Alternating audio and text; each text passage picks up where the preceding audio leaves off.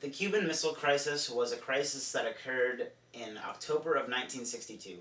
The crisis was a 13-day standoff between the United States and the Soviet Union.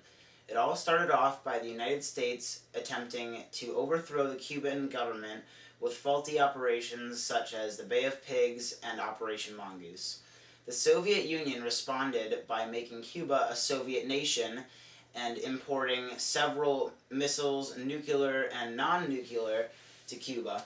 The United States responded by bordering off the Cuban waters and saying anyone who crossed that imaginary line or entered it would be sunk and destroyed.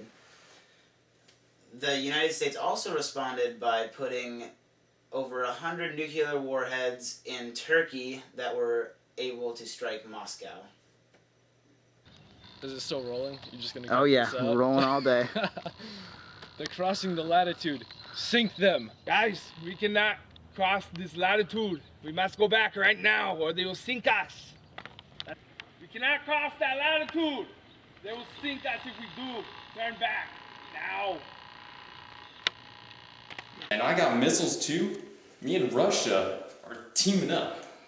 And so take us seriously now because we better watch out. Because we got missiles. The United States military was very uneasy about attacking Soviet ships that entered forbidden waters because of the fear that the Soviets would retaliate, which could possibly lead to a nuclear world war.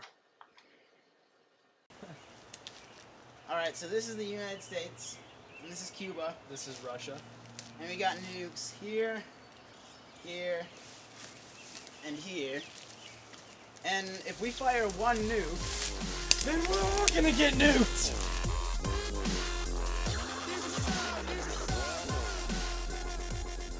On October 22nd, 1962, John F. Kennedy addressed the nation with a speech regarding the current issues that were happening in Cuba. Good evening, my fellow citizens. This government, as promised, has maintained the closest of surveillance of the Soviet military buildup on the island of Cuba.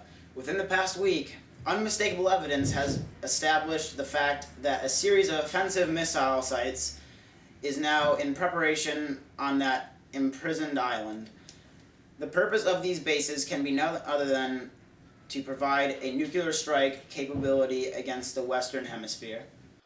At 9 a.m. on October 28th, the United States and the Soviet Union signed a treaty that said that they would both remove all of their tactical missile sites.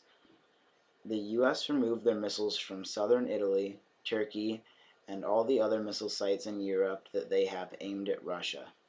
In exchange, the Soviets removed all of their missiles from Cuba. Let's sign this treaty. No firing the missiles. After the Cuban Missile Crisis, a considerable percentage of the population may still be very afraid of a pending nuclear attack. The thought of fallout bunkers, gas masks, and mass hysteria may never leave the minds of the citizens who experienced the event. The people who were involved in the crisis will never forget this worldwide scare.